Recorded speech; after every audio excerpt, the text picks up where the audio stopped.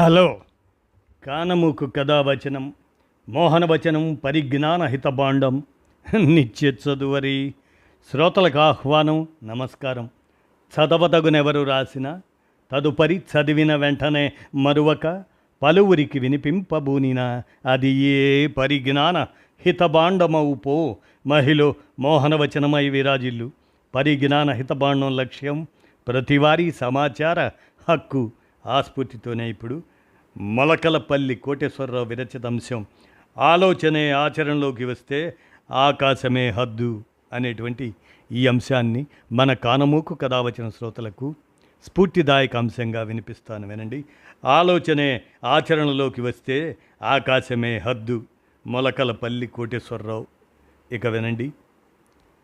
ఒక్క ఆలోచనతో తెల్లారి లేస్తే ఆన్లైన్లో ఏదో ఒకటి ఆర్డర్ పెట్టనిది మనకు రోజు గడవని కాలం ఇది. 30 ఏళ్ల క్రితం ఈ ఆన్లైన్ ఆర్డర్ గురించి మనకు ఊహమాత్రంగా కూడా తెలియదు. కానీ 1994లోనే ఆ ఆలోచన చేశాడు జెఫ్ బెజోస్. అతడు అప్పటికి వ్యాపారవేత్త కాదు, శాస్త్రవేత్త అంతకన్నా కాదు. డిగ్రీ పూర్తి చేసి చిన్న చిన్న ఉద్యోగాలేవో చేసుకుంటున్నాడు. ఇంటర్నెట్ వాడకం ఇక ముందు ఏటా కొన్ని వేల రెట్లు పెరుగుతుందని వచ్చిన వార్త చూసి దాని ఆధారంగా ఏదైనా వ్యాపారం కొత్తగా చేయాలనుకున్నాడు.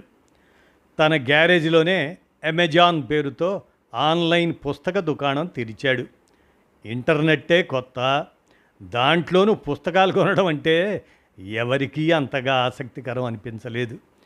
జెఫ్ మాత్రం వెనక్కి తిరిగి చూడలేదు. పుస్తకాలతో ఆగిపోకుండా వీడియో సీడీలు, వినియోగ వస్తువులను కూడా ఆన్లైన్ వేదిక మీదకి తెచ్చాడు. ఇలా ఎన్నో వినూత్న విధానాలను అవలంబించి కంపెనీని లాభాల దారి పట్టించాడు. ఇవాళ ప్రపంచంలో అతి పెద్ద ఆన్లైన్ స్టోరుగా అవతరించిన అమెజాన్కి వినియోగదారులు లేని దేశం లేదు. అందరికన్నా భిన్నంగా ఏదో చెయ్యాలన్న ఒక్క ఆలోచనే బెజోస్ను ప్రపంచ కుబేరుల్లో ఒకరిని చేసింది. ఇక చిన్నప్పుడే కంప్యూటర్ ప్రోగ్రామింగ్ నేర్చుకున్న జుకర్బర్గ్ 11వ ఏట ఇంటిని, తండ్రి డెంటల్ ఆసుపత్రిని కంప్యూటర్తో అనుసంధానిస్తూ జుక్ నెట్ ప్రారంభించాడు.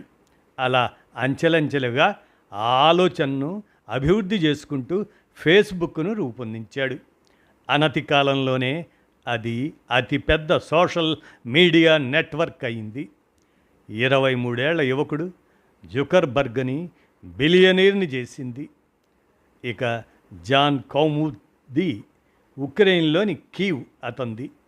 చిన్నప్పుడు కటిక పేదరికం అనుభవించాడు. 16 ఏళ్ల వయసులో తల్లితో కలిసి అమెరికాకు వలస వచ్చాడు. బతకడానికి ఇద్దరూ రకరకాల పనులు చేసేవారు. కొన్నాళ్ల తర్వాత వస్తానన్న తండ్రి రాకుండా ఉక్రెయిన్లోనే మరణించాడు. తల్లి క్యాన్సర్తో పోరాడి ఆమె చనిపోయింది. అలాంటి పరిస్థితుల్లోనే చదువుకుంటూ ఉద్యోగాలు చేస్తూ కంప్యూటర్ ప్రోగ్రామింగ్లో ప్రయోగాలు చేస్తున్న జాన్ని ఐఫోన్ యాప్ స్టోర్ ఆకర్షించింది.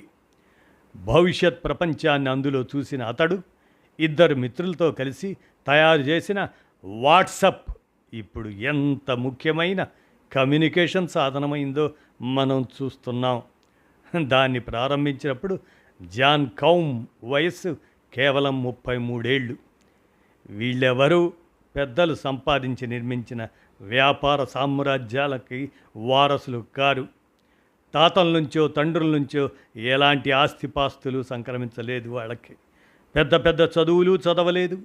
కేవలం ఒక సృజనాత్మక ఆలోచనను నమ్ముకున్నారంతే. చివరిదాకా దాన్ని వదలకుండా ప్రయత్నించారు. అద్భుత ఫలితాలు సాధించారు. సృజనాత్మకంగా ఆలోచించటం, మారుతున్న సమాజం అవసరాలు కనిపెట్టడం ఎప్పటికీ అవసరమే. కావలసిందల్లా ఆలోచనల్ని ఆచరణలో పెట్టగలిగిన తెగువే. ఆ క్రమంలో అవరోధాలను అధిగమించి పట్టుదలగా ముందుకు వెళితేనే మరొకరికి స్ఫూర్తినివ్వగలుగుతాం. లేకపోతే గుంపులో గోవిందల్లాగానే మిగిలిపోతాం.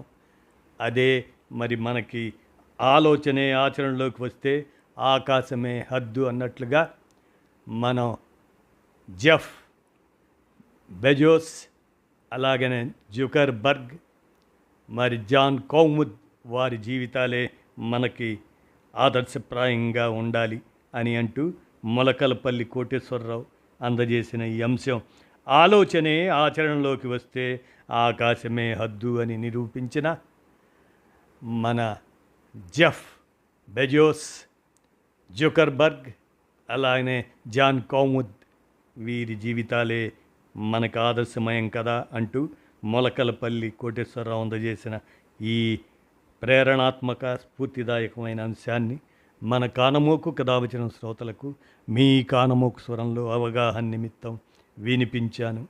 విన్నారుగా, ధన్యవాదాలు.